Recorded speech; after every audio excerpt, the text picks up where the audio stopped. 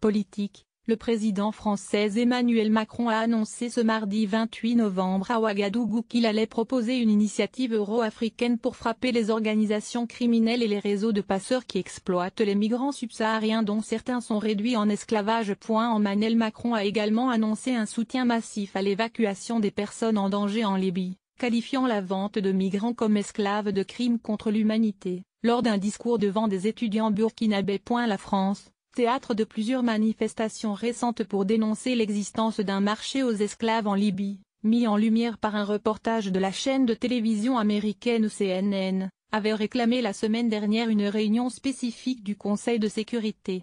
Nous devons aller beaucoup plus loin de manière à dire non à une situation inacceptable, a souligné lundi devant des médias à New York l'ambassadeur français auprès de l'ONU, François Delattre.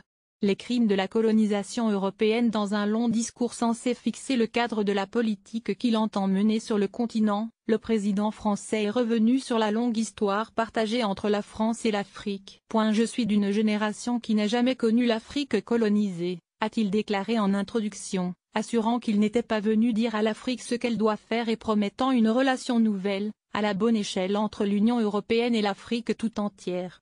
Il y a eu des fautes et des crimes, des grandes choses et des histoires heureuses, mais les crimes de la colonisation européenne sont incontestables, a précisé le président français.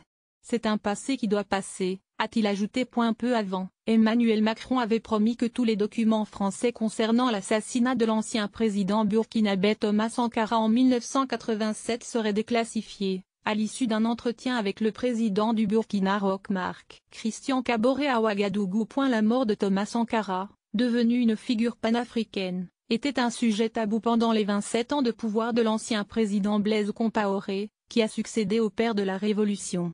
Compaoré, qui vit en exil en Côte d'Ivoire depuis 2014, est soupçonné d'avoir participé au complot par de nombreux Burkinabés qui y voient aussi la main de la France, ancienne puissance coloniale qui aurait été gênée par la politique anticolonialiste de Sankara. Démographie, développement et environnement. Le président qui avait été très critiqué après avoir estimé qu'il était impossible de développer l'Afrique à cause de ses 7-8 enfants par femme est revenu sur ses propos, précisant que la femme africaine doit avoir le choix de ne pas être mariée à 13 ou 14 ans, et le choix de son nombre d'enfants. Emmanuel Macron a aussi promis que la France serait un partenaire privilégié de l'Afrique dans la lutte contre le réchauffement climatique, soulignant qu'il fallait rendre l'énergie plus accessible mais aussi plus propre.